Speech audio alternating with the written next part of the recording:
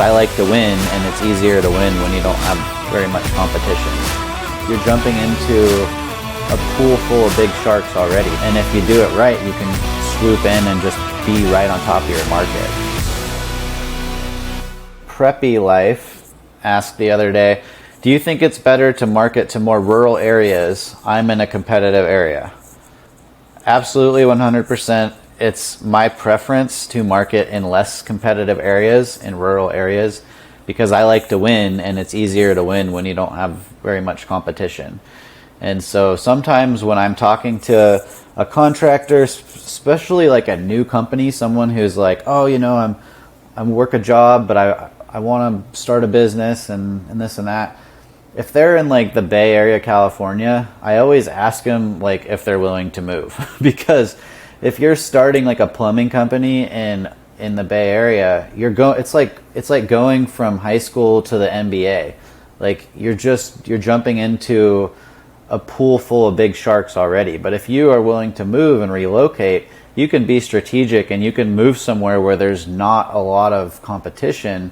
And if you do it right, you can swoop in and just be right on top of your market. So if I was dead set on starting a contracting company and I was able to move, I would pull up 5 spots and go visit them and weigh them and look at the competition and then choose where I was going to live and work based on how easy it would be to have a successful company. So yes, definitely better to market in rural areas, in my opinion. So, this is Preppy Life again. So how much should a lead cost for a roof replacement? So there's no like almanac or encyclopedia where you can go and just figure out how much a lead should cost. Every single market and every niche is different.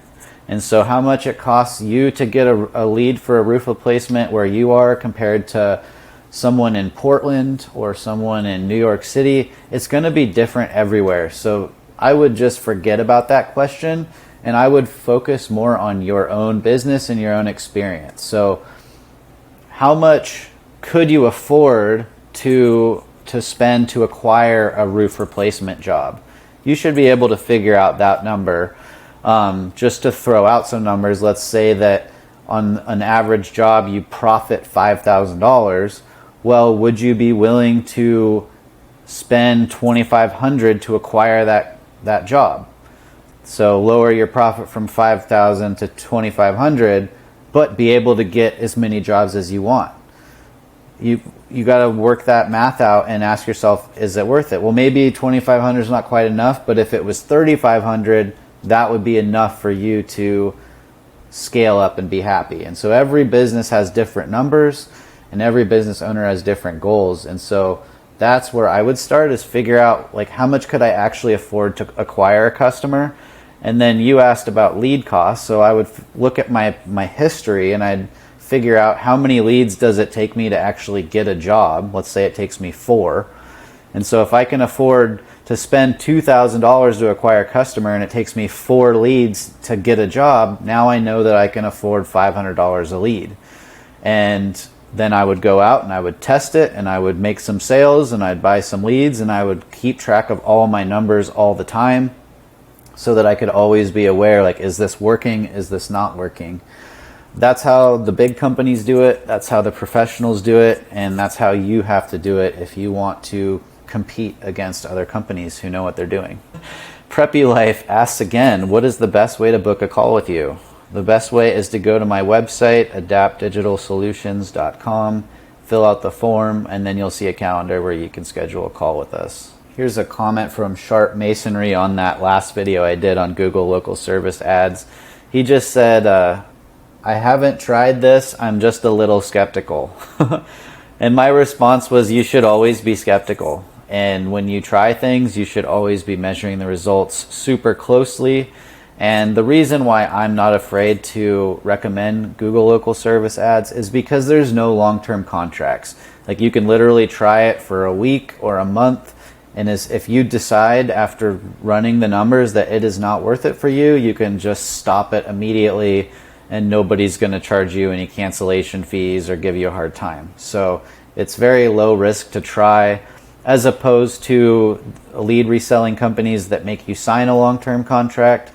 once you're in, you're kind of stuck with them for at least the duration of the contract, even if it's not working.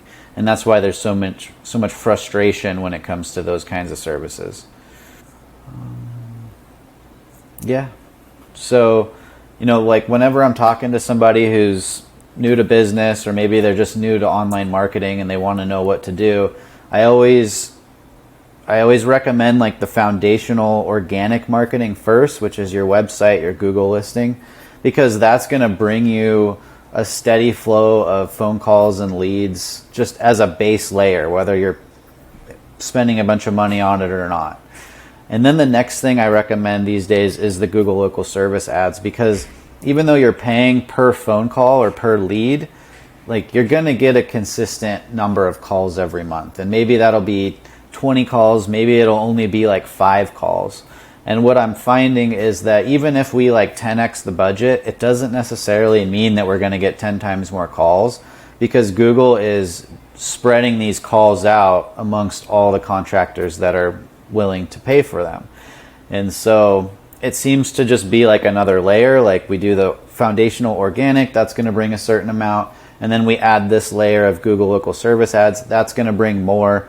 And then if my client needs more leads than that, then we'll look at other things like Facebook ads and regular Google ads, as those are more scalable, where meaning you can put more money in and get more out relatively easy. So Google local service ads, it's just kind of becoming a staple. Like if you need more leads on top of your organic, we're recommending those ads.